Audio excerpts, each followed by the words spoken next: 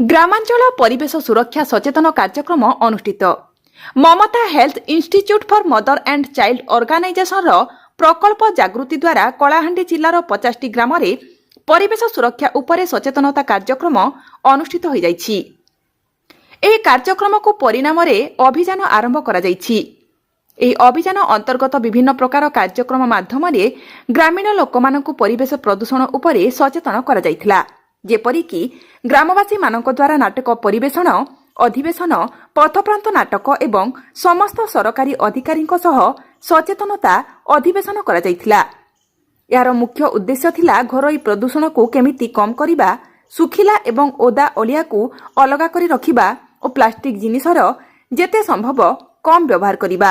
ଏହି କାର୍ଯ୍ୟକ୍ରମକୁ ଜିଲ୍ଲା ସଂଯୋଜକ ବର୍ଷାରାଣୀ ଦାସ ଏବଂ ମମତାର ସମସ୍ତ କର୍ମକର୍ତ୍ତାମାନେ ସଞ୍ଚାଳନ କରିଥିଲେ।